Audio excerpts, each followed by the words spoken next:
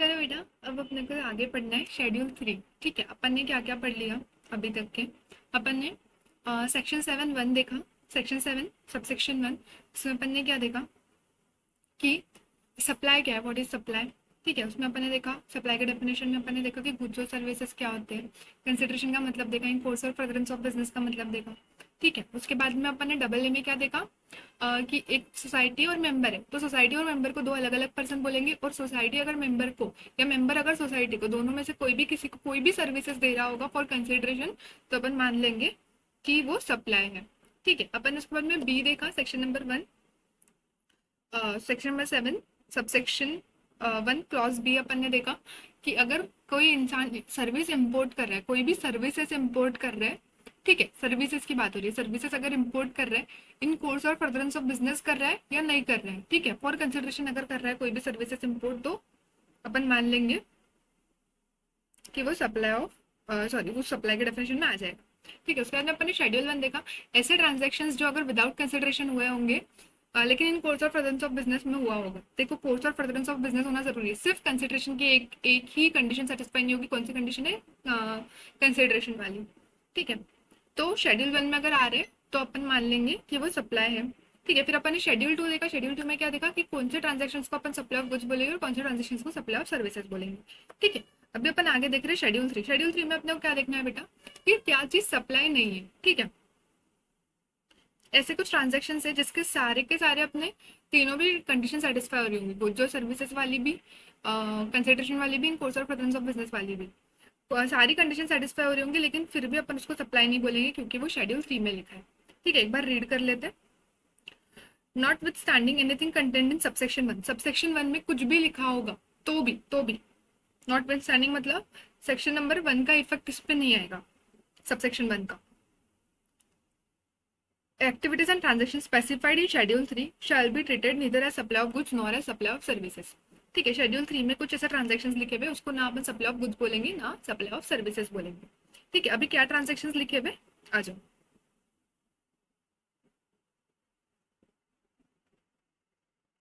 ठीक है, सबसे पहले शेड्यूल 3, अपन इसको और एक चीज बोलते हैं निगेटिव लिस्ट।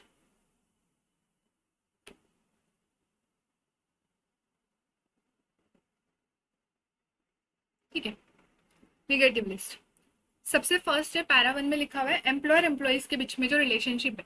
गवर्नमेंट बोलती है एम्प्लॉयर और एम्प्लॉइज के बीच में जो भी रिलेशनशिप है उसको अपन जीएसटी के स्कोप से बाहर रखेंगे। उसको अपन क्या बोलेंगे कि ये ना तो सप्लाई ऑफ सर्विसेज है ना सप्लाई ऑफ गुड्स है। ठीक है, जैसे मान लो ये मैं हूँ, ठीक है, और ये मेरे एक एम्प्लॉय है। ठीक है, अभी मैं इनको क्या दे रही हूँ, मैं इनको कंसिडरेशन दे रही हूँ, मैं इनको पैसे दे रही हूँ, ये मुझे सर्विसेज दे रहे हैं। ठीक है, मान लो इनको मैंने मेरे ऑफिस में काम करने के लिए रखा है। ठीक है, मेरे ऑफिस में झाड़ू पोछा वो सब कर देते हैं। ठीक है, अभी इस केस में रेसिपिएंट कौन हो गया? रेसिपिएंट मैं हुई क्योंकि मेरे जेब से पैसा जा रहा है। मैंने क्या देखा, रेसिपिएंट ढूंढने का सबसे आसान तरीका क्या है कि तुम देख लो कि किसके जेब से पैसा जा रहा है। ठीक है, तो यहाँ पैसा मेरे जेब से जा रहा है, मैं रेसिपिएंट हुई, रामू काका सप्लायर ऑफ सर्विसेज है, मुझे सर्विसेज सप्लाई कर रहे हैं रामू। ठीक है, तो इस केस में प्रैक्टिकली सप्लायर को भरना पड़ेगा, सप्लायर को जीएसटी पर पे करना पड़ेगा। अपन देखते हैं नॉर्मली यही होता है कि सप्लायर जीएसटी पे करता है फॉरवर्ड चार्ज मैकेनिज्म में, कि मुझसे जीएसटी का पैसा कलेक्ट करके सप्लायर पे करेगा। गवर्नमेंट बोली इतनी कॉम्प्लिकेटेड सिचुएशन हो जाएगी, इतने सारे एम्प्लॉयज है, इतने सारे मतलब हर हर क्लास के लोग एम्प्लॉयज है। ठीक है, तो गवर्नमेंट को ये सिचुएशन इतनी कॉम्प्लिकेटेड नहीं करनी थी, इसलिए गवर्नमेंट ने बोला कि एम्प्लॉयर एम्प्लॉय रिलेशनशिप में अगर एम्प्लॉयर अपने एम्प्लॉय को कोई भी पैसे दे रहा है तो अपन उसको मान लेंगे, और एम्प्लॉय अपने एम्प्लॉयर को कोई भी सर्विसेज दे रहा है एम्प्लॉयमेंट कैपेसिटी में, एम्प्लॉयमेंट कैपेसिटी में, तो अपन मान लेंगे कि ये जीएसटी के स्कोप से बाहर है। ठीक है, अभी इसमें एक दो चीजें और आती है, जैसे कैजुअल वर्कर है, डेली बेसिस पे काम करते हैं। ठीक है, जैसे मान लो मैंने मेरे ऑफिस में कुछ बंदे बुलाए, मतलब कि भाई तुम मेरे को टाइपिंग करके दे दो और मैं तुमको दिन के 500 रुपये दे दूंगी। ठीक है, डेली बेसिस पे मैंने बुलाया, तो हाँ ये भी एम्प्लॉयमेंट ही बोलेंगे अपन इसको, अगर जो डेली बेसिस पे काम करते हैं। ठीक है, कुछ लोग कैजुअल वर्कर्स जैसे काम करते हैं, जैसे एक बिल्डर है, एक बिल्डिंग कॉन्ट्रैक्ट के लिए एक बिल्डर लोगों को ऐसे कंस्ट्रक्शन कॉन्ट्रैक्ट्स के लिए बुलाता है कि भाई ये एक बिल्डिंग बनानी है, तो देखो वो उसका रेगुलर एम्प्लॉय नहीं है, या हमेशा उसका एम्प्लॉय नहीं है, लेकिन ये पर्टिकुलर कॉन्ट्रैक्ट के लिए उसने मंगाया है, एम्प्लॉयज को हायर किया है, ठीक है, तो उसको भी अपन कैजुअल वर्कर्स को भी अपन क्या बोलेंगे, एम्प्लॉयज ही ट्रीट करेंगे, ठीक है। तो अगर मैं डेली वेजेस दे रही हूँ या कैजुअल वर्कर्स को कुछ पैसे दे रही हूँ, इसको अपन इन कोर्स और फर्दरेंस ऑफ एम्प्लॉयमेंट ही बोलेंगे, ठीक है, सही बात है। इसके बाद में इन्होंने बोला कि एम्प्लॉय और एम्प्लॉयमेंट के कोर्स में जो सर्विसेज दे रहा है उसी पे जीएसटी नहीं आएगा। अगर उसके बाहर कोई सर्विसेज दे रहा है, जैसे मान लो सेम रामू काका वाला एग्जांपल है, रामू काका को मैंने किस चीज के लिए हायर करके रखा हुआ है, मैंने किस चीज के लिए हायर करके रखा है कि भाई मेरे ऑफिस का झाड़ू पोछा कर दे, ठीक है। अब मैं उसके बाहर की उनसे कुछ सर्विसेज ले रही हूँ, जैसे मान लो रामू काका ने मुझे बोला कि मैम मुझे तो टाइपिंग भी आती है, आप टाइपिंग की सर्विसेज मुझसे ले लो, या फिर मुझे ये पर्टिकुलर चीज आता है, तो मैंने उनको कॉन्ट्रैक्ट बेसिस पे रखा, एक कॉन्ट्रैक्ट बेसिस पे रखा मैंने उनको कि भाई तुम मुझे तुम्हारे एम्प्लॉयमेंट के बाहर में तुम मुझे ये सर्विसेज दे दो, मैं तुमको पर्टिकुलर उसके उसका कंसिडरेशन दे दूंगी। तो गवर्नमेंट बोलता है कि जो एम्प्लॉयमेंट के बाहर है, एम्प्लॉयमेंट सर्विस के अगर बाहर है, कॉन्ट्रैक्ट के अगर कुछ बाहर आप सर्विसेज ले रहे हो उनसे और आप उनको कंसिडरेशन पे कर रहे हो, तो उसके ऊपर जीएसटी आएगा, ठीक है। उसके बाद में प्रिंसिपल टू प्रिंसिपल बेसिस, अगर मतलब मान लो मैंने कोई एजेंट हायर किया हुआ है, मान लो मैंने कोई एजेंट हायर किया हुआ है, ठीक है, वो मेरा एम्प्लॉय नहीं है, मान लो मैं जेठालाल ने बागा को एज ए एजेंट हायर किया है, वो उसका एम्प्लॉय नहीं है, वो उसको एजेंसी पे मतलब बागा को वो कमीशन देता है, ठीक है, सैलरी नहीं दे रहा है, एम्प्लॉयमेंट तो एग्रीमेंट नहीं है, कुछ नहीं है, ठीक है।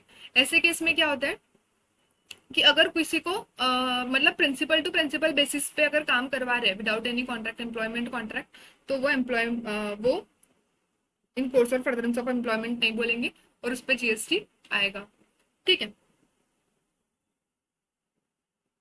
जैसे मान लो कोई इंस्टीट्यूट है, कोई इंस्टीट्यूट ने एक गेस्ट फैकल्टी बुलाई है, ठीक है, वो उनके एम्प्लॉय नहीं है और वो गेस्ट फैकल्टी को कंसिडरेशन पे कर रही है, ठीक है, अगर वो उनकी एम्प्लॉय होती तो जीएसटी नहीं आता, लेकिन वो एम्प्लॉय नहीं है, वो प्रिंसिपल टू प्रिंसिपल बेसिस पे आपको सर्विसेज प्रोवाइड कर रही है, तो उन पे जीएसटी आएगा, ठीक है।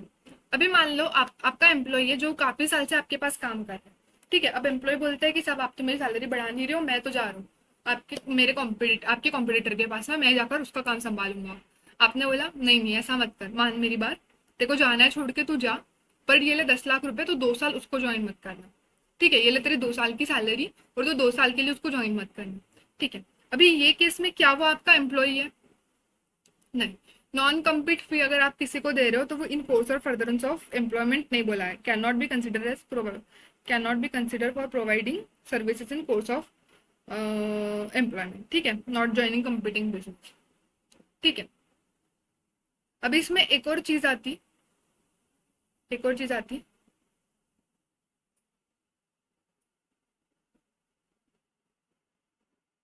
आपने अर्ली टर्मिनेशन के लिए पैसे दिए, ठीक है, ये वाला अलग हो गया, ये नॉन कम्पीट फीस दिया, ये एम्प्लॉयमेंट के कॉन्ट्रैक्ट में नहीं था कि आपको पे करना पड़ेगा, ठीक है, लेकिन आपने दिया ताकि वो कॉम्पिटिटर को जाके ज्वाइन ना कर ले, ठीक बात है।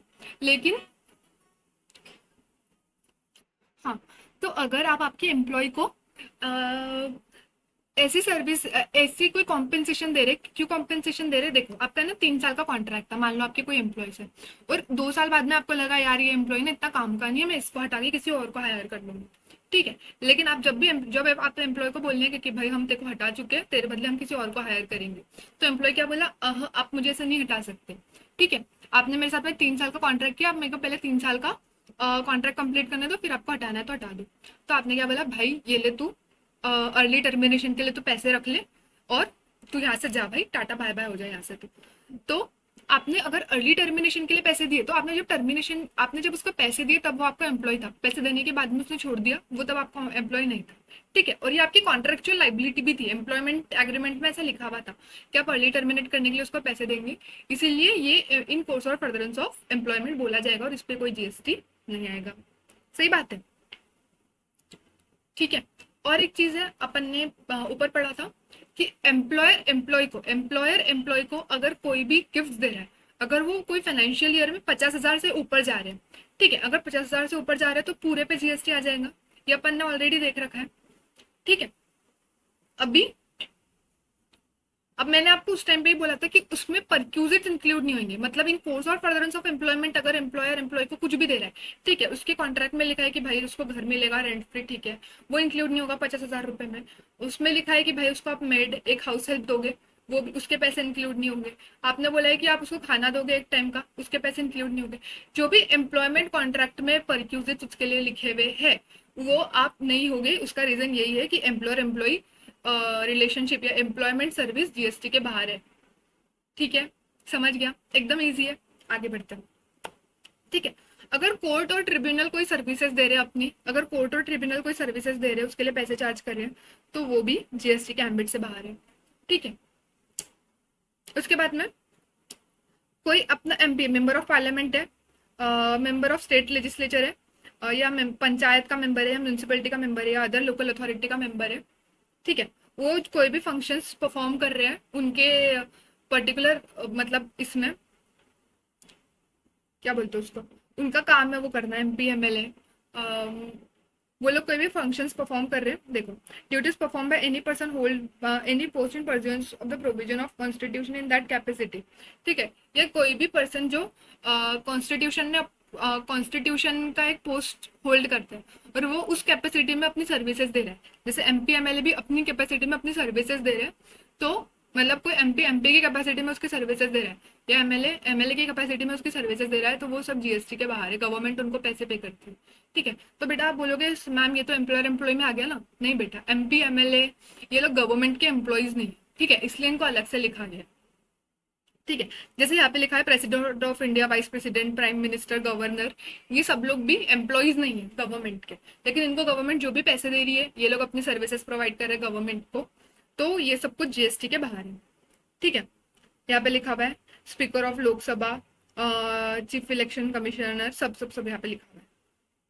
ठीक है, उसके बाद में duties perform by any person as chairman or member or director in a body established by central government or state government or local authority who is not deemed as an employee before the commencement of this clause। ठीक है, ऐसा कोई भी मतलब chairman है या member है या डायरेक्टर है ऐसी बॉडी के जो गवर्नमेंट ने एस्टेब्लिश की है, ठीक है, जो उसका एम्प्लॉय तो नहीं कहला रहा है, ठीक है, एम्प्लॉय तो एम्प्लॉयर एम्प्लॉयमेंट में चले जाएगा, वो तो जीएसटी के बाहर ही है, लेकिन ऐसा कोई देखो कोई गवर्नमेंट बॉडी है उसका कोई भी चेयरपर्सन है या कोई भी मेंबर या कोई भी डायरेक्टर है जिसको अपन एम्प्लॉय नहीं बोल रहे, एम्प्लॉयर एम्प्लॉयमेंट कैपेसिटी में नहीं है, लेकिन फिर भी उनकी सर्विसेज को गवर्नमेंट ने और जीएसटी के बाहर रखा है। ठीक है,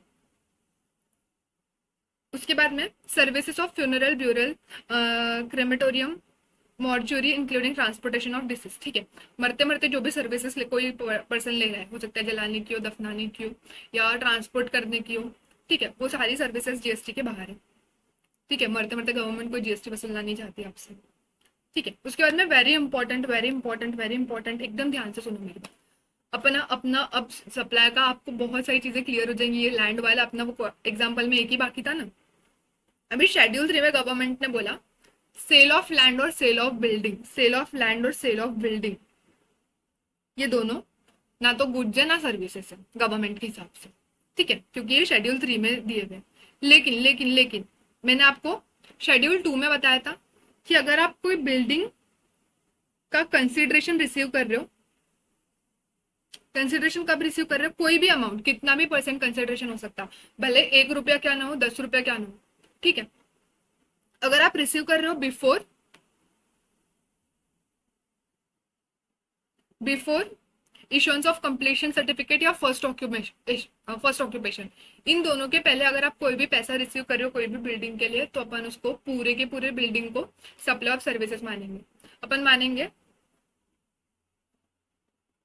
कि आपने अगर आपने बिल्डिंग खरीदी है मान लो, और आपने पैसा कब लिया, आपने पैसा कब दिया, बिफोर कंप्लीशन या ऑक्यूपेशन, फर्स्ट ऑक्यूपेशन, उसके पहले पहले अगर आपने कोई भी पैसा दिया होगा तो पूरी बिल्डिंग अपन आप मान लोगे कि आपने कॉन्ट्रेक्चुअल बेसिस पे बिल्डिंग बनाई है और उसको सप्लाई ऑफ सर्विसेज मानेंगे, जो अपन ऑलरेडी ऊपर देख चुके थे। ठीक है, मैं आपको याद दिला दूं अपन ने कहा देखा था, यहाँ पे शेड्यूल 2 में देखा था अपन ने, ये construction of complex building civil structure, अगर कोई भी कंसिडरेशन का कोई भी अमाउंट या कोई भी पार्ट आपको बिफोर फर्स्ट ऑक्यूपेशन या फिर कंप्लीशन के पहले मिला होगा, दोनों में से जो भी पहले हो रहा, दोनों में से जो भी पहले हो रहा, उसके पहले अगर आपको कुछ भी मिला होगा, उसके पहले आपको कुछ भी मिला होगा, तो अपन मान लेंगे कि ये सप्लाई ऑफ सर्विसेज है। ठीक है, ये यहाँ पे अपन ने देख लिया था। बचा हुआ सेल ऑफ लैंड पूरा के पूरा, sale of land, sale of building पूरा के पूरा बचा हुआ जीएसटी के बाहर है। ठीक है,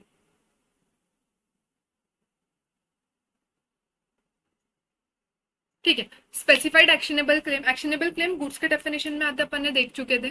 ठीक है, लेकिन मैंने बोला था कि सारे के सारे एक्शनेबल क्लेम नहीं आएंगे, सिर्फ स्पेसिफाइड एक्शनेबल क्लेम ही है जो गुड्स के डेफिनेशन में आएंगे। तो कौन कौन से स्पेसिफाइड एक्शनेबल क्लेम है? एक तो है betting, casino, gambling, horse racing, lottery, online money game. ठीक है, ये अगर इसमें से आप कुछ भी चीजें कर रहे हो, betting, casino, gambling, horse racing, lottery या ऑनलाइन मनी गेमिंग, तो इसको अपन सप्लाई ऑफ गुड्स मान लेंगे। देखो एक्शनेबल क्लेम, बचे हुए सारे एक्शनेबल क्लेम, जैसे मान लो इंश्योरेंस का पैसा मिलना, इंश्योरेंस का पैसा मिलना। ठीक है, इंश्योरेंस एक एक्शनेबल क्लेम है, इंश्योरेंस का पैसा मिलना, उस पर कोई जीएसटी नहीं लगेगा। ठीक है, इंश्योरेंस का प्रीमियम अलग चीज है, इंश्योरेंस का प्रीमियम अलग चीज है। ठीक है, वो आएगा जीएसटी के एम्बिट में। लेकिन अगर इंश्योरेंस क्लेम कर रहे हो आप, इंश्योरेंस क्लेम कर रहे हो, वो जीएसटी के एम्बिट से बाहर है। सारे के सारे एक्शनेबल क्लेम जीएसटी के बाहर है। एक्शनेबल क्लेम कुछ भी हो सकता है, आपको आपके डेटर से पैसा वसूल करना है। ठीक है, ये एक एक्शनेबल क्लेम हो गया, ये जीएसटी के बाहर है। ठीक है, लेकिन ये 6 एक्शनेबल क्लेम्स छोड़ के, मतलब betting, casino, gambling, horse racing, lottery, online money gaming, ये सब कुछ जीएसटी के एम्बिट में। ठीक है,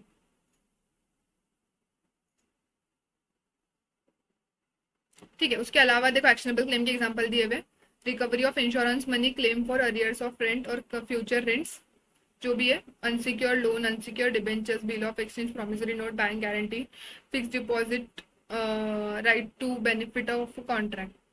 ठीक है, ये सब कुछ जीएसटी के बाहर है। एग्जाम्पल्स दिए आपको। ठीक है, 6 कौन कौन से बेटा मेरे साथ में बोलो, बिना देखे बोलो। Lottery, betting, gambling, horse racing, casino, online mobile gaming, एकदम ईजी। सब ये अपनी सट्टे वाली चीज है, समझ गए? अपनी मतलब मैं नहीं करती भाई, आप लोग भी नहीं करते हो, उम्मीद है मेरे को यही। ठीक है बेटा, चलो अभी इसमें आगे देखो क्या लिखा हुआ है। सबसेक्शन 2 चल रहा था अपना, सबसेक्शन 2 में क्लॉज ए अपन ने पढ़ लिया, शेड्यूल 3 क्लॉज बी पढ़ना है। ठीक है बेटा, आपको इतना सब कुछ याद रखने का जरूरत नहीं है, लेकिन शेड्यूल 1, शेड्यूल 2, शेड्यूल 3 ये तो याद रखना है कि कौन से शेड्यूल में क्या लिखा हुआ है। ठीक है, सेक्शंस के सबसेक्शंस और वो सब याद रखने का कोई जरूरत नहीं। ठीक है, clause B, such activities or transaction undertaken by CG, SG or local authority in which they are engaged as public authority as may be notified by the government on the recommendation of councils। ठीक है, government की कुछ activities जो government recommend करेंगी उसको भी अपन GST के scope से बाहर रखेंगे। उन्होंने 2-3 एक्टिविटीज स्पेसिफाई करी, अपन देखते हैं।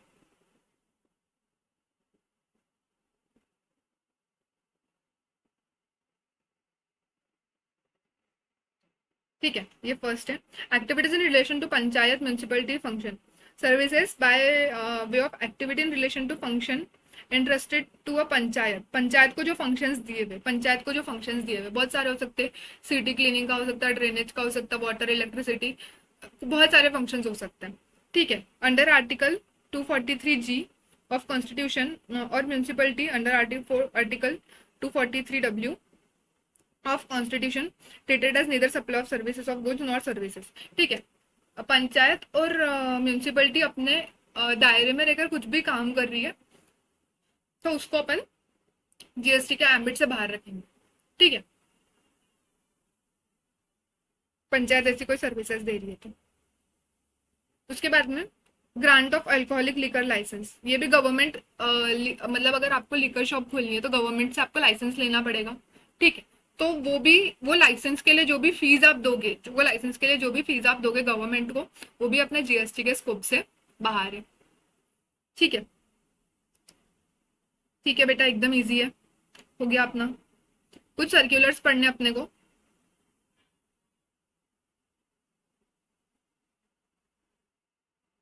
चलो पढ़ते हैं।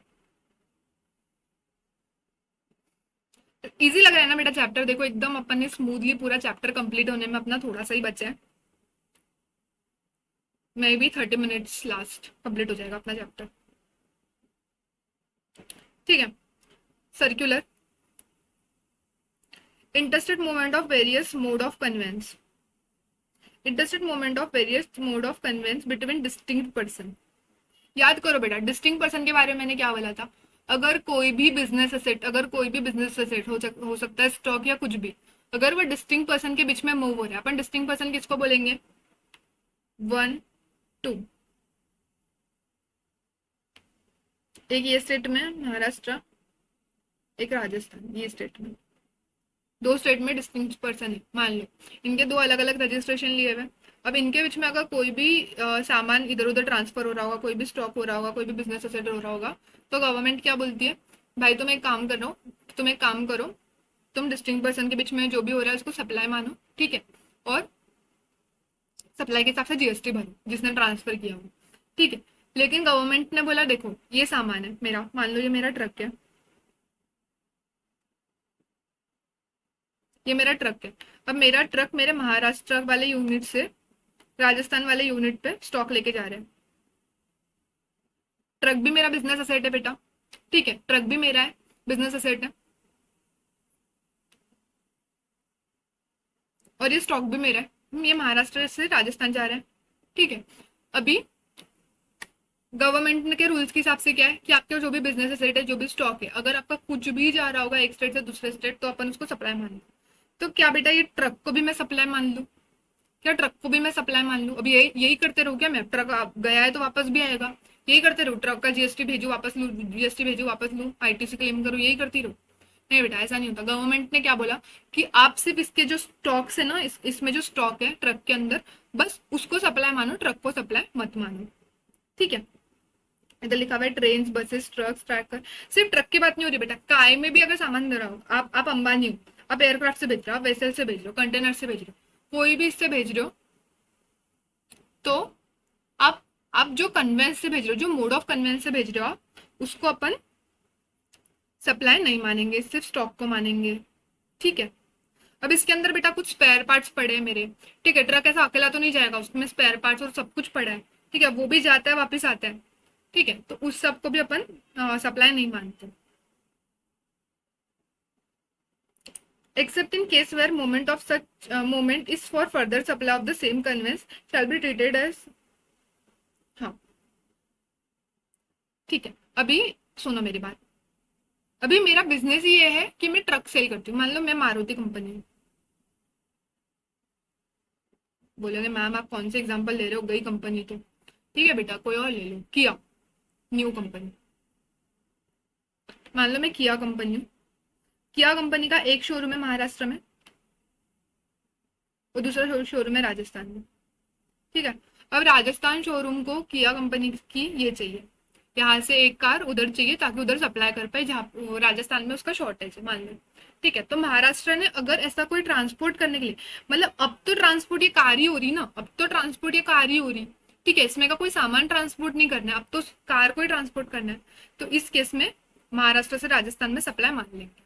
मतलब अगर खुद कन्वेंस का ही सप्लाई होने वाला है आगे, ठीक है, कुछ खुद कन्वेंस ही स्टॉक हो गया फिर तो अपन उसको मान लेंगे कि सप्लाई हो गया, ठीक है बेटा। वही लिखा है, रिक्स टूल स्पेयर पार्ट्स जो व्हील्स पे है, रिक्स टूल स्पेयर पार्ट्स अपन उसको भी नाइदर सप्लाई ऑफ गुड्स मानेंगे नॉर सप्लाई ऑफ सर्विसेज मानेंगे, ठीक है बेटा, ठीक है बेटा। चल आगे देखते हैं, इजी था दोनों भी। सर्कुलर ध्यान रख लेना बेटा, ख्याल रखो, पता नहीं एग्जाम में थोड़ा सा छोटा सा कुछ पूछ ले। देखो बेटा, मेन पॉइंट क्या होता है आपका पढ़ाई करने का कि आप कुछ भी ना छोड़ो, आपको सब चीज का कॉन्सेप्ट पता हो, क्योंकि बेटा एमसीक्यूज है, आपको एमसीक्यूज में कुछ भी पूछ सकते हैं। अभी एग्जाम हुई सितंबर 25, उसमें काफी डीप में एक दो चीजें पूछी थी एमसीक्यू में, जो अगर अच्छे से नहीं पढ़ा हो ना तो नहीं आते हैं, ठीक है। तो अगर आप देखो जीएसटी ना बहुत ईजी सब्जेक्ट है, जीएसटी बहुत ईजी सब्जेक्ट है।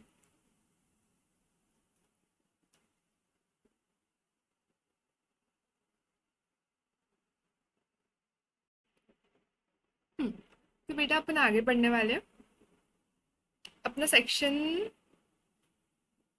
7 ऑलमोस्ट कंप्लीट है, ऑलमोस्ट नहीं, अपना सेक्शन 7 पूरा कंप्लीट हो गया है, ठीक है। अपन आगे देखते हैं अभी क्या पढ़ना है अपने को। ठीक है, इसमें एक दो चीजें बेटा एक्सप्लेन करने की है। एक तो टैक्सेबल पर्सन क्या होता है, टैक्सेबल पर्सन क्या होता है। द सप्लाई मस्ट बी, देखो, for supply to attract GST, अच्छे से पढ़ो। For supply to attract GST primarily दो एडिशनल कंडीशन और सेटिस्फाई करनी पड़ती है। ठीक है, जैसे अपन ने अभी तक के क्या क्या पढ़ा, अभी तक के अपन ने क्या क्या पढ़ा, सप्लाई होने के लिए क्या क्या होना चाहिए। सबसे पहले तो गुड्स और सर्विसेज होना चाहिए। ठीक है, सेकंड नंबर पे कंसिडरेशन होना चाहिए, और थर्ड नंबर पे क्या होना चाहिए, बिजनेस। ठीक है, अपन ने मतलब ये कंडीशन पढ़ी है। ठीक है, इसके कुछ एक्सेप्शन है, वो सब कुछ अपन पढ़ चुके हैं। ठीक है, अपन अभी उसमें नहीं जाएंगे।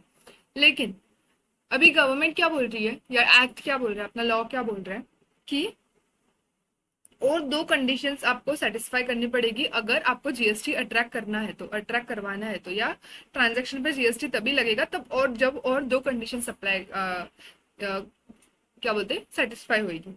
ठीक है, supply must be made by taxable person. मतलब सुनो मेरी बात, अगर कोई भी बिजनेसमैन सप्लाई कर रहा होगा, कोई भी बिजनेसमैन सप्लाई कर रहा होगा, जैसे गुड्स और सर्विसेज है, इनकोर्स ऑफ ऑफ बिजनेस है, और कंसिडरेशन है, तीनों चीजें हैं, ये कोई भी नॉर्मल बिजनेसमैन कर रहा होगा, तो क्या टैक्स लगेगा क्या। तो बोलते हैं नहीं, जो सप्लाई कर रहा है ना वो टैक्सेबल पर्सन होना चाहिए। बोले मैम टैक्सेबल पर्सन का क्या मतलब है, देखो, a person who is liable to meaning of taxable person is who is registered or liable to registered under section 22 और 24। ठीक है, अपन आगे रजिस्ट्रेशन चैप्टर में ये दो सेक्शन पढ़ने वाले 22 और 24।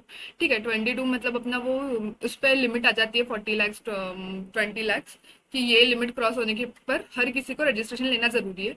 और 24 में आता है कि कंपलसरी रजिस्ट्रेशन, लिमिट क्रॉस हो नहीं हो फिर भी आपको कंपलसरीली रजिस्ट्रेशन लेना पड़ेगा। ठीक है, तो ये दोनों लोग या तो जो रजिस्टर्ड है, ठीक है, या 22 में और एक बात बोलते हैं कि अगर किसी ने रजिस्ट्रेशन ले भी लिया होगा, ठीक है, जैसे मान लो 22 के हिसाब से है 20 लाख की आप सर्विसेज सप्लाई कर रहे हो, या 40 लाख की गुड सप्लाई कर रहे हो, अगर इसके ऊपर आपका टर्नओवर गया एक फाइनेंशियल ईयर में, इसके ऊपर अगर आपका टर्नओवर गया तो आपको सप्लाई लेना कंपलसरी है। ठीक है, लेकिन 22 एक और चीज बोलता है कि अगर आपका इससे नीचे मान लो आपका टर्नओवर है, आप गुड्स करते हो, आपका 30 लाख ही टर्नओवर है, ठीक है, आप गुड्स सेल करते हो और आपका सिर्फ 30 लाख टर्नओवर है, ठीक है, और आपने रजिस्ट्रेशन लेकिन ले लिया है, आपने रजिस्ट्रेशन ले लिया, आपने कोई और चीज के लिए रजिस्ट्रेशन लिया होगा, मान लो क्रेडिट पास करना है आपको, ये सब चीजें करनी है, तो आपने रजिस्ट्रेशन ले लिया। ठीक है, तो अगर आपकी टर्नओवर लिमिट पूरी नहीं हुई होंगी और आपने फिर भी रजिस्ट्रेशन ले लिया होगा तो आपको रजिस्टर्ड पर्सन ही मानेंगे। ठीक है, तो रजिस्टर्ड पर्सन क्या है, या तो जो रजिस्टर्ड है, या तो जो लाइबल टू रजिस्टर्ड है। लाइबल टू रजिस्टर्ड है मतलब उनका टर्नओवर लिमिट ऑलरेडी क्रॉस हो गया 20 या 40, या तो फिर उनको कंपलसरी रजिस्ट्रेशन के लिए लाइबिलिटी है। ठीक है, तो अगर कोई पर्सन है जिसने रजिस्ट्रेशन अभी तक के नहीं लिया लेकिन उसको लाइबिलिटी है, वो लाइबल है रजिस्ट्रेशन के लिए, तो भी उस पर्सन को अपन टैक्सेबल पर्सन मानेंगे। ठीक है बेटा, मेरी बात सुनो, सब्जी वाला है, ठीक है, सब्जी वाला है, चलो अब आप बोलोगे मैम वेजिटेबल्स पे ये नहीं है, ठीक है, सब्जी वाला छोड़ दो। आपके घर के पास में ना एक से नुक्कड़ पे, आपके हर किसी के स्कूल के पास में से शॉप होती है, नुक्कड़ पे से शॉप होती है जहाँ पे ना लोग चिप्स और ये सब बेचते हैं, छोटी सी टपरी टाइप शॉप होती है। ठीक है, इसमें चिप्स और ये सब बेचते हैं वो लोग। ठीक है, तो अब उनका टर्नओवर मान लो उनका टर्नओवर होगा 10-20 लाख रुपए, ठीक है, वो लोग गुड्स बेच रहे हैं, उनका टर्नओवर 40 लाख के ऊपर नहीं है। ठीक है, तो ऐसे लोगों को रजिस्ट्रेशन लेना जरूरी नहीं, इसलिए गवर्नमेंट ने क्या बोला, जो छोटे मोटे सप्लायर्स है ना उनको सबको रजिस्ट्रेशन लेना जरूरी नहीं, सिर्फ बड़े बड़े सप्लायर्स के लिए अपने को जीएसटी चाहिए, और इसलिए अपन बड़े बड़े सप्लायर्स से रजिस्ट्रेशन लेंगे। ठीक है,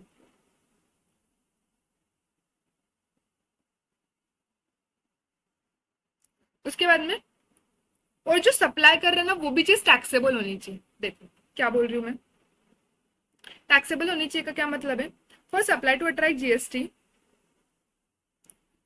supply must be taxable supply. Taxable supply has been broadly defined and means by supply of goods or services which is liable to tax under GST, जो टैक्स के लिए लाइबल है ऐसा सप्लाई। ठीक है, on the other hand exempt supply means supply of any goods और services which will attract nil rate या wholly examined है या फिर नॉट टैक्सेबल है। ठीक है, सुनो मेरी बात,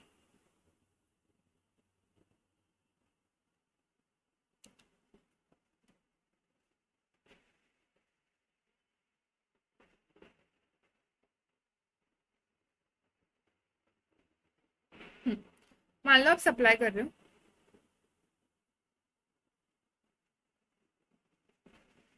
ठीक है। सप्लाई होने के लिए आपको दो चीजें होना जरूरी है। एक तो आप भी टैक्सेबल पर्सन होना चाहिए, मतलब आपका टर्नओवर भी पर्टिकुलर लिमिट क्रॉस करनी चाहिए, या आपके ऊपर रजिस्ट्रेशन की लाइबिलिटी आनी चाहिए। और दूसरा उन्होंने क्या बोला कि आप जो सप्लाई कर रहे हो, आप जो चीज सप्लाई कर रहे हो ना, वो चीज पे टैक्स होना जरूरी है। जैसे मान लो कि मेरा टर्नओवर लिमिट तो मान लो कि मेरा 45 लाख का टर्नओवर है, लेकिन मैं सप्लाई क्या कर रही हूँ, मैं दूध सप्लाई कर रही हूँ, मेरी दूध डेयरी डेयरी डेयरी और मिल्क प्रोडक्ट पे मान लो जीएसटी नहीं है, ठीक है। तो अब मेरा, मैं भले टैक्सेबल पर्सन हो जाऊंगी, मेरा रजिस्ट्रेशन तो क्रॉस हो गया, लेकिन मेरा जो गुड्स है जो मैं बेच रही हूँ वही टैक्सेबल नहीं है, ठीक है। तो टैक्सेबल गुड्स को किस गुड्स को बोलेंगे अपन, जिस पे टैक्स लगेगा या जिस पे गवर्नमेंट ने टैक्स लगा रखा है। लेकिन जो एग्जम्प्ट है मतलब गवर्नमेंट ने जिसके ऊपर टैक्स रखा ही नहीं है बिल्कुल भी, या तो फिर जिसके ऊपर टैक्स है लेकिन जीरो रेट पे, नील रेटेड है, जिसके ऊपर टैक्स का रेट जीरो है, ठीक है, ऐसा टैक्स। या तो फिर नॉन टैक्सेबल मतलब क्या है, जो जीएसटी के एम्बिट से ही बाहर है। अपन चैप्टर नंबर 3 में पढ़ेंगे कि जीएसटी के एम्बिट से क्या क्या बाहर है, जिसमें अल्कोहलिक लिकर है, डीजल है, उसके बाद में एविएशन टर्बाइन फ्यूल है, ये सब चीजें, और नेचुरल गैस है, ये सब चीजें ना जीएसटी के एम्बिट से बाहर है। अल्कोहलिक लिकर जैसे मैंने आपको बताया, पेट्रोलियम प्रोडक्ट्स है, ठीक है, ये सब चीजें जीएसटी के एम्बिट से बाहर है, मतलब गवर्नमेंट ने इसके ऊपर अभी तक के जीएसटी लगाया ही नहीं, ठीक है।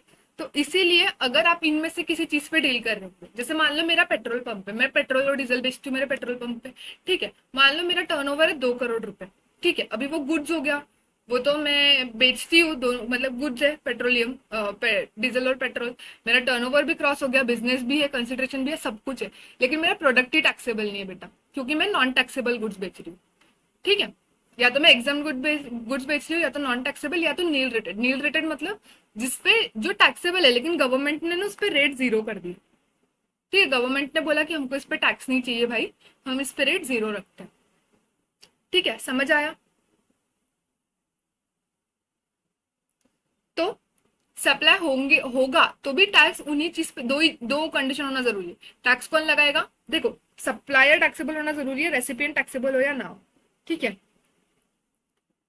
मैं एप्पल का फोन खरीद रही हूँ, ठीक है, मान लो मैंने आईफोन खरीदा, ठीक है, अब सामने वाला जो पर्सन मुझे बेच रहा है ना वो टैक्सेबल है, अब मैं टैक्सेबल हूँ नहीं हूँ कोई फर्क नहीं पड़ता, मेरा टर्नओवर कितना है, मैं छोटी बच्ची हूँ, मेरा कुछ भी टर्नओवर नहीं है, जीरो है, कोई फर्क नहीं पड़ता, ठीक है। अगर सप्लायर टैक्सेबल होना जरूरी है, रेसिपिएंट का टैक्सेबिलिटी नहीं देखी जाती, ठीक है। और सप्लाई जो कर रहे हैं वो टैक्सेबल होना चाहिए, टैक्सेबल होना चाहिए मतलब जिसपे टैक्स जीएसटी एक्ट के हिसाब से लगना चाहिए, वो नील रेटेड नहीं होना चाहिए, अपना एग्जाम्प्ट नहीं होना चाहिए, या फिर नॉन टैक्सेबल नहीं होना चाहिए, ठीक है, इजी है। आगे सेक्शन नंबर 8 अपने को मिक्स सप्लाई और कंपोजिट सप्लाई के बारे में बताया था, ठीक है। तो बेटा आपने ना देखा होगा कि कई बार प्रोडक्ट ना एक साथ मिलते हैं, आपको एक साथ मिलते हैं, मतलब मान लो फोन के साथ में चार्जर मिल गया, ठीक है, या मान लो कार के साथ में वारंटी मिल गई, गुड्स और सर्विसेज का कॉम्बिनेशन, ठीक है। ऐसे आप कई सारे एग्जाम्पल लगा सकते हो, कई सारे एग्जाम्पल लगा सकते हो, ठीक है। तब ये जो दो प्रोडक्ट साथ में मिले आपको, जैसे मान लो कार के साथ में वारंटी मिली है, कार के साथ में वारंटी मिली है, तो मान लो कार का जीएसटी रेट 28% है और वारंटी का 18% है, मान लो, तो कौन सा जीएसटी रेट लगेगा, कौन सा बिल बनेगा, अलग अलग बिल बनेगा क्या, या एक ही बिल बनेगा दोनों का, एक जीएसटी रेट लगेगा, अलग अलग जीएसटी रेट लगेगा, ये सब कुछ आपको बताता है मिक्स सप्लाई कंपोजिट सप्लाई, ठीक है। Tax liability on composite supply, composite और मिक्स सप्लाई, ठीक है। तो बेटा कंपोजिट सप्लाई का मतलब क्या है, कंपोजिट सप्लाई मतलब दो या दो से ज्यादा प्रोडक्ट्स, ऐसे प्रोडक्ट्स जो साथ में बिक रहे हैं, जो नेचुरली बंडल्ड है। नेचुरली बंडल्ड है मतलब कॉमनली वो एक साथ बिकते, अलग अलग वो नहीं बिकते, मोस्टली कॉमनली वो एक साथ ही बिकते, अलग अलग नहीं बिकते, और जिसमें एक प्रोडक्ट प्रिंसिपल रहेगा और एक प्रोडक्ट मतलब सेकेंडरी रहेगा, एक प्रिंसिपल प्रोडक्ट बिकेगा, एक सेकेंडरी प्रोडक्ट बिकेगा उसमें। जैसे मैंने बोला कार और कार की वारंटी, इसमें आप कार की वारंटी अलग से नहीं खरीदोगे, ठीक है, वो कार ले रहे हो आप तो साथ में वारंटी आ रही है, वॉच की वारंटी, ऐसी बहुत सारी चीजें हैं, ठीक है। तब वो ऐसे प्रोडक्ट जो साथ में ही बिकते हैं, मोस्टली कॉमनली साथ में ही बिकते हैं, और वो नेचुरली बंडल्ड है, ठीक है। आपको जब भी लिखना पड़ेगा ना, तो आपको क्या क्या क्या लिखना पड़ेगा, composite supply means supplies that comprises two or more taxable supplies which are naturally bundled, naturally bundled है और जिसमें से एक प्रिंसिपल सप्लाई है। आपको ऐसे तीनों पॉइंट लिखने पड़ेंगे, नेचुरली बंडल, दो या दो से ज्यादा सप्लाई रहेंगे, नेचुरली बंडल रहेंगे और इसमें से एक प्रिंसिपल सप्लाई रहेंगे। ठीक है।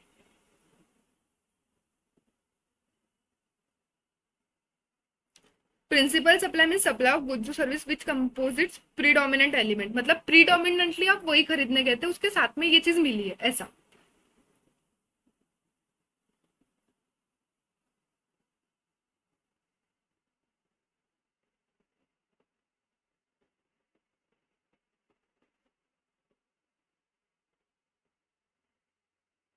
ठीक है।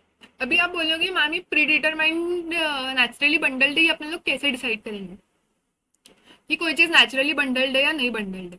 ठीक है। तो उसमें ना मोस्टली चार पांच चीजें उन्होंने लिखी है, आप एक बार ना इसको अच्छे से रीड कर लेना, कभी आपको थ्योरी क्वेश्चन आया ना तो इजी पॉइंट्स आप लिख सकते हो। देखो पॉइंटर सेम लिख देना, अंदर का कंटेंट थोड़ा अलग लिखा तो चलता है, लेकिन ये वाले जो पॉइंटर्स है ना, जो हेड्स है, वो सेम लिख देना। ठीक है। तो क्या है प्रिडोमिनेंटली, कैसे मानेंगे अपन कि ऑर्डिनरी कोर्स में बंडल्ड है या नहीं है? ठीक है। परसेप्शन ऑफ कंज्यूमर और सर्विस रेसिपिएंट, मतलब जो कंज्यूमर है और या तो फिर जो सर्विस रेसिपिएंट है ना, उसका परसेप्शन है कि ये दोनों चीजें साथ में मिलती है। ठीक है। In large number of service recipient of such bundle services reasonably expect such services to be provided as package. ठीक है। कंज्यूमर ऐसा मतलब एक्सपेक्ट करते हैं कि भाई ये दोनों चीजें साथ में ही मिलती है।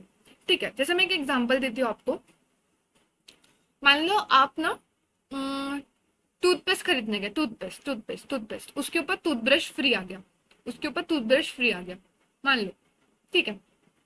तो अब ये दो सप्लाई है ना, कंज्यूमर को ऐसा सोच के नहीं जाता कि ये दोनों चीजें साथ में मिलेगी।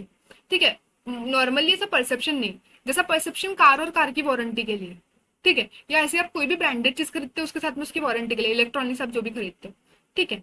लैपटॉप लैपटॉप बैग मोस्टली साथ में मिलती है, कोई अलग से ना लैपटॉप की बैग नहीं खरीदते।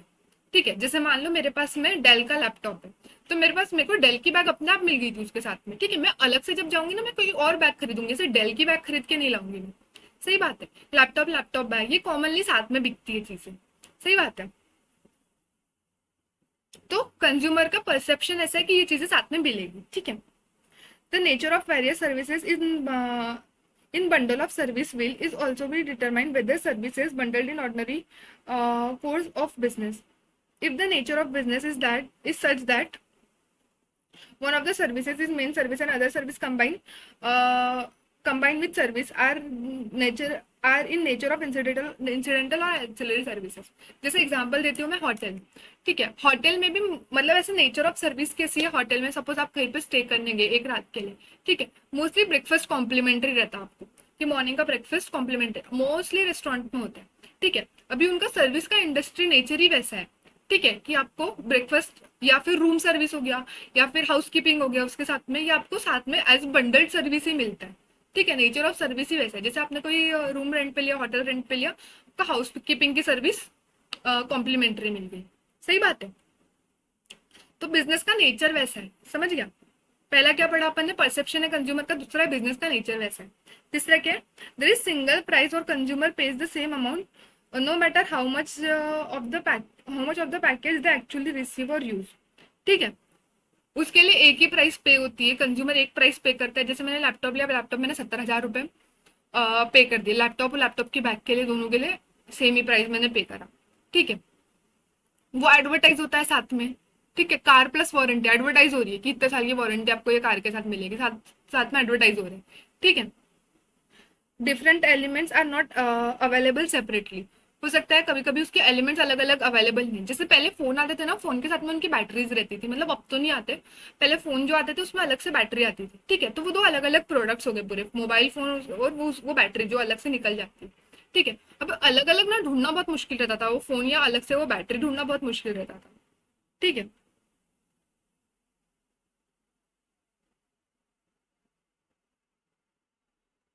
ठीक है। या तो फिर different elements integral overall supply.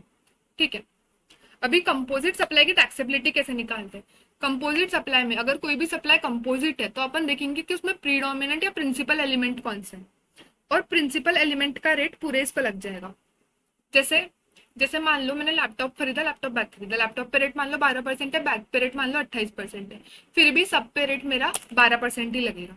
Laptop का रेट जो प्रीडोमिनेंट वाला एलिमेंट है ना उसका रेट लगेगा। जैसे मैंने कार और इसका बताया, कार का 28% है, सर्विस का 18% है, तो कार का रेट लगेगा, जो प्रीडोमिनेंट एलिमेंट है उसका रेट सब पे लग जाएगा। ठीक है, या उससे ज्यादा भी हो सकता है या कम भी हो सकता है। ठीक है। हाँ, अभी कुछ सर्क्यूलर्स गवर्नमेंट ने लाए थे, कुछ कुछ सर्क्यूलर्स गवर्नमेंट ने लाए थे, कुछ कंफ्यूजन हो रही थी कुछ इंडस्ट्रीज में। मान लो प्रिंटिंग इंडस्ट्री, प्रिंटिंग इंडस्ट्री में उन्होंने बोला कि देखो भाई हमारे दो एलिमेंट लग रहे हैं, हमारे गुड्स लग रहा है, कागज वागज लग रहा है, प्लस हमारी प्रिंटिंग सर्विसेज, दोनों दो चीजें लग रही है हमारी। तो हम किसका रेट लगाए, हम क्या हम कागज का रेट लगाए या क्या हम प्रिंटिंग सर्विसेज का रेट लगाए।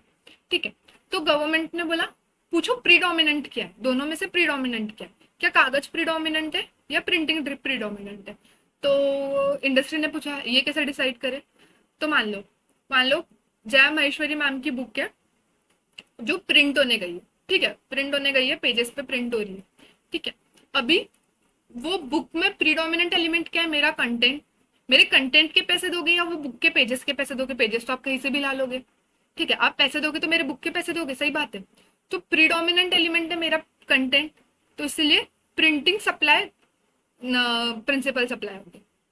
ठीक है, अभी मान लो किसी की शादी है, किसी की शादी है, उसमें ना दूल्हा दुल्हन के आजकल वो लोगो वाला ट्रेंड चल रहा है, कि लोगो बनाते हैं अपनी उनकी शादी का, वेडिंग लोगो।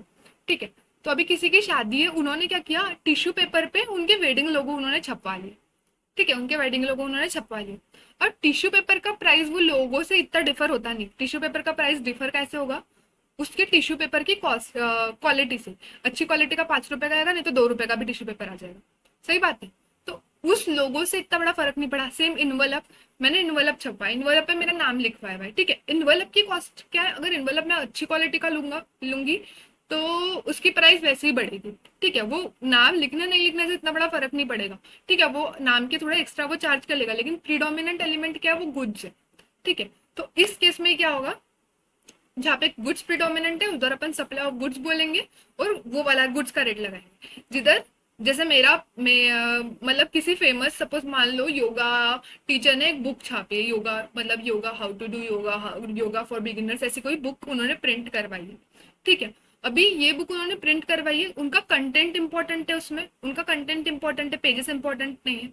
तो अगर ऐसा कुछ होगा जहाँ कंटेंट इंपॉर्टेंट है, वहां पे सप्लाई ऑफ सर्विस मानेंगे और प्रिंटिंग सर्विस का रेट चार्ज करेंगे। जहाँ पे गुड्स इंपॉर्टेंट है, जैसे एनवेलप हो गया, टिश्यू पेपर हो गया, उस केस में क्या करते हैं, फाइल, जैसे फाइल पे किसी ने नाम लिखवा लिया, सीएस की फाइल है ना, हम मतलब समझो मेरी प्रैक्टिस है, मैंने मेरे फर्म का नाम हर फाइल पे लिख दिया। ठीक है, अब उस वो फाइल प्रीडोमिनेंट एलिमेंट है। ठीक है, फाइल की प्राइस अगर डिफर करेगी तो फाइल की प्राइस फाइल की क्वालिटी पे डिफर करेगी। ठीक है, तो उस केस में फाइल का रेट चार्ज होगा। ठीक है, समझ आया। आगे, फूड पेशेंट्स को सप्लाई कर रहे हैं, क्या फूड पेशेंट को सप्लाई कर रहे हैं उसको अलग से सप्लाई माने और उसको टैक्सेबल माने क्या। बेटा ये क्वेश्चन क्यों है मैं आपको बताती हूँ। अपन आगे पढ़ेंगे चैप्टर नंबर 3 में, आरसीएम में अपन पढ़ने वाले, चैप्टर नंबर 3 सॉरी आरसीएम में, अपन चैप्टर नंबर 4 एग्जाम्शन में अपन क्या पढ़ने वाले, फोर्थ भी नहीं फिफ्थ एग्जाम्शन चैप्टर पे अपन क्या पढ़ने वाले हैं कि हॉस्पिटल हेल्थ केयर सर्विसेज क्या है बेटा, एग्जाम्प्ट है। ठीक है, कोई नेक काम कर रहा है ना उसे जीएसटी नहीं लेते। नेक काम क्या कर रहे हैं, डॉक्टर्स लोग नेक काम कर रहे हैं। ठीक है, तो गवर्नमेंट बोलती है नहीं नहीं ये नेक काम के उनको जीएसटी नहीं लेना है। तो हेल्थ केयर सर्विसेज पे बेटा जीएसटी नहीं है, एग्जाम्प्ट है हर जगह पर।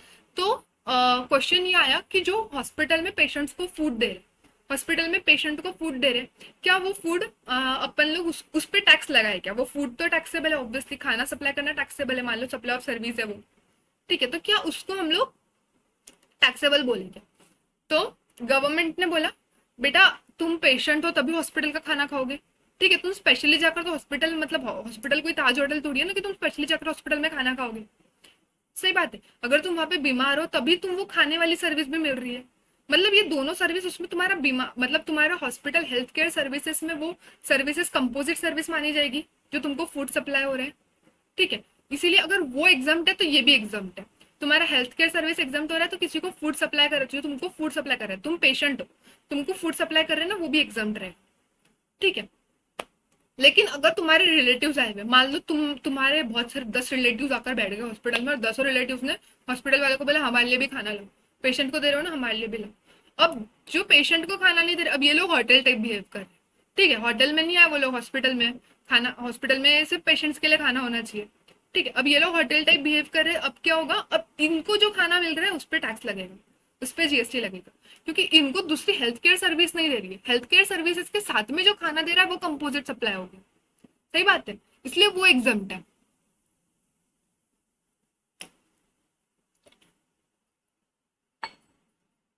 ठीक है बेटा। एक्टिविटी ऑफ बॉडी बस बिल्डिंग, बॉडी बस बिल्डिंग ये एक्टिविटी है जिसमें गुड्स भी इन्वॉल्व है और सर्विसेज भी इन्वॉल्व है। तुमको कुछ स्पेयर पार्ट्स और वो सब भी लगेंगे बस बिल्डिंग के लिए, और सर्विसेज भी इन्वॉल्व है वो सब लगाने का।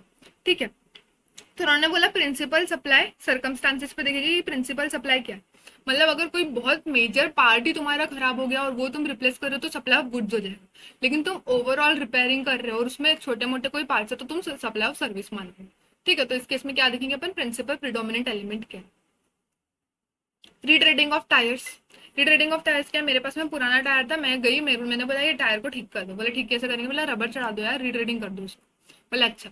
तो अभी वो टायर को रीट्रेड करने के लिए उसके ऊपर रबर भी लग रहा है और उसकी सर्विसेज भी दे रहे हैं वो रीट्रेड करने की। तो उन्होंने पूछा मुझे कि मैम आप बताओ हम लोग इसको सप्लाई ऑफ गुड्स माने सप्लाई ऑफ सर्विस माने। मैंने बोला गुड्स क्यों मानोगे, तो बोले हमारा रबर लगा है। मैंने बोला अरे तो मैं रबर खरीदने थोड़ी आई हूँ, मैं तो ये सर्विस लेने आई हूँ। प्रीडोमिनेंट एलिमेंट क्या है, मेरे को रिट्रेड टायर चाहिए ना वापस से रिट्रेड करके। तो बोले हाँ सर्विस है, तो हाँ ऑब्वियसली सर्विस का रेट लगाओ फिर। ठीक है, अब कोई रिट्रेड टायर खरीदने आया है, ठीक है, मान लो उनके पास में रिट्रेडेड टायर है, अब वो थोड़े सस्ते मिलते हैं मान लो नए टायर्स से। ठीक है, तो मैंने बोला यार कहाँ पैसे खर्च करूं मैं नए टायर पे, मैं रिट्रेडेड ले लेती हूँ। तो अब वो मुझे रिट्रेडेड टायर बेच रहे, पूरा के पूरा टायर बेच रहे, तो वो सप्लाई ऑफ गुड्स हो गया। वो मेरे ही टायर को रिट्रेड करके दे रहे तो सप्लाई ऑफ सर्विसेज है। ठीक है, हाँ, सिनेमा हॉल, रेस्टोरेंट और रेस्टोरेंट सर्विसेज। सिनेमा हॉल्स में आपने देखा है बहुत भयंकर लूटते हैं वो लोग, एक एक सैंडविच 200-300 रुपए का आराम से बिकता है उधर। ठीक है, 500-500 के पॉपकॉर्न्स मिलते हैं। तो मानो मैंने बुक माई शो से टिकट बुक करा है मेरा और मेरे हस्बैंड का। ठीक है, और हम मैंने ना साथ में वहाँ पे ऑप्शन आ रहा था do you want to add the meal, मैंने बोला हाँ ऐड द मील, हस्बैंड का पैसा खर्च करो। तो अभी मैंने टिकट्स और मील साथ में लिया। ठीक है, अब मेरे को सिर्फ मील का ऑप्शन नहीं आता है। ठीक है, मेरा ऐसा ऐसा नहीं बोल सकती मेरा कि मेरे को रेस्टोरेंट मेरे को सिनेमा हॉल का सैंडविच खाने का मन कर रहा है तो मैं सिर्फ जाकर सैंडविच खाऊंगी, नहीं, बुक माई शो पे ऐसा अलाउड नहीं रहेगा मेरे को।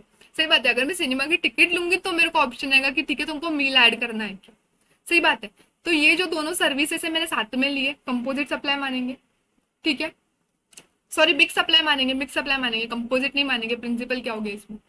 ठीक है, तो इसको अपन क्या बोलते तो हाईएस्ट रेट पे ये कर देंगे, चार्ज कर देंगे।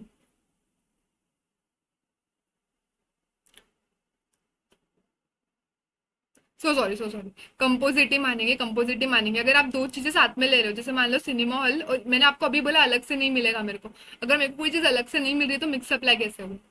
ठीक है, मिक्स सप्लाई मैं आपको आगे एक्सप्लेन करूंगी तो आपको समझ जाए। ठीक है, तो इस पे जो भी प्रीडोमिनेंट एलिमेंट है, प्रीडोमिनेंट एलिमेंट है मेरा मूवी का टिकट, मूवी का टिकट का जो भी रेट रहेगा वो खाने पे भी लग जाएगा। ठीक है, जो मैंने खाना ऑर्डर किया, मान लो मैं अभी मूवी के साथ में बुक नहीं करती हूँ लेकिन मैं वहां जाकर इंटरवल में तब खरीदती हूँ, तो तब खरीदती हूँ, मैंने मूवी का टिकट अलग खरीदा, खाना अलग से खरीदा, दोनों का अलग अलग जीएसटी रेट लगेगा। ठीक है, तब इसको रेस्टोरेंट सर्विस मानेंगे और रेस्टोरेंट सर्विस पे जो रेट है वो रेट मान लेंगे। ठीक है, पढ़ो ध्यान से पढ़ो, इस पे ना क्वेश्चन बन सकते हैं।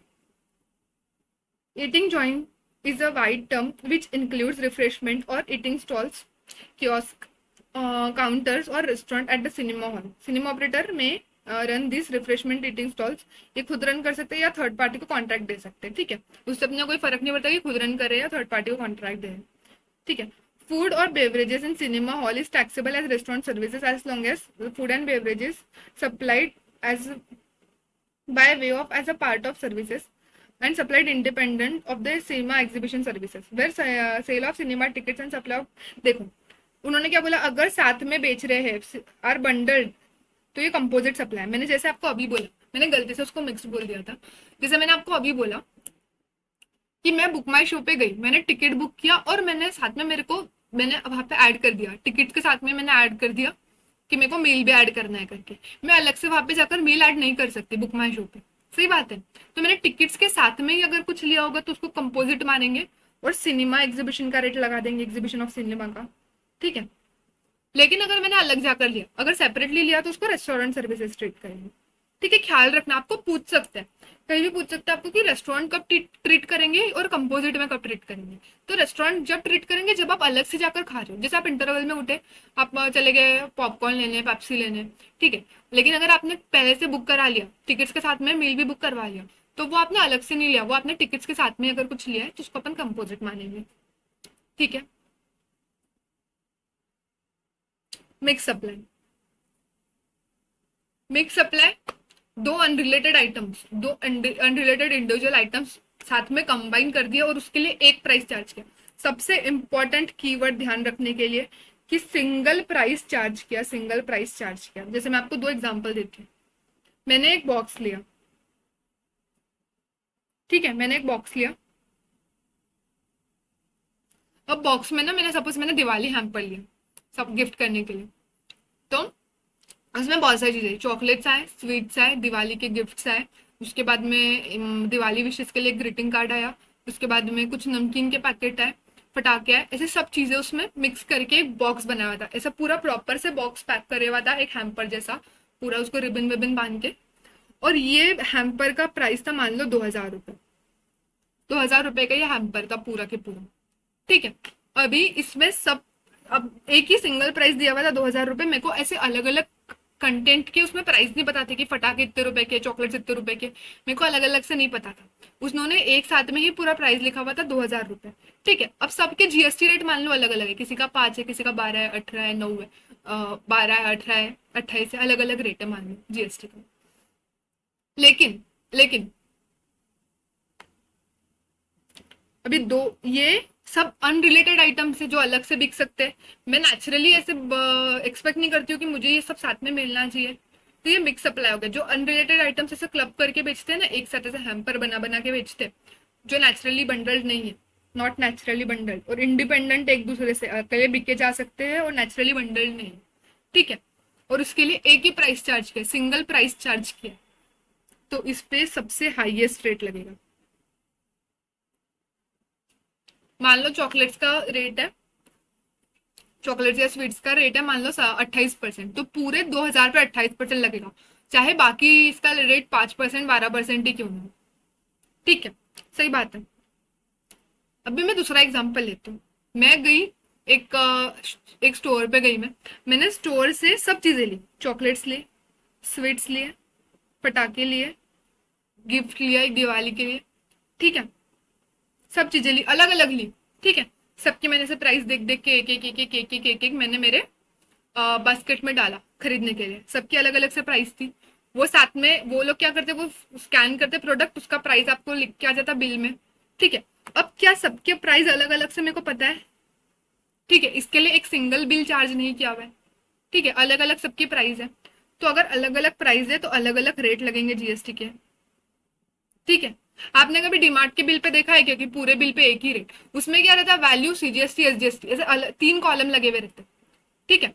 कि ये वैल्यू भाई, ये सीजीएसटी है, ये एसजीएसटी है। ठीक है। इतना इतना टैक्स लगा है, अलग अलग प्रोडक्ट्स का अलग अलग। ठीक है। और अब मैं एक ही हैम्पर ले रही हूँ पूरा के पूरा, जिसमें एक ही प्राइस लगा हुआ है, सिंगल प्राइस के लिए अगर मैंने कुछ लिया है तो अपन उसको मिक्स सप्लाई बोलते हैं और वो अट्रैक्ट करता है highest rate of GST. Highest rate मतलब उनमें प्रोडक्ट में जो भी हाईएस्ट रेट है उसका रेट वो पूरे इस पे अप्लाई कर देगा। ठीक है।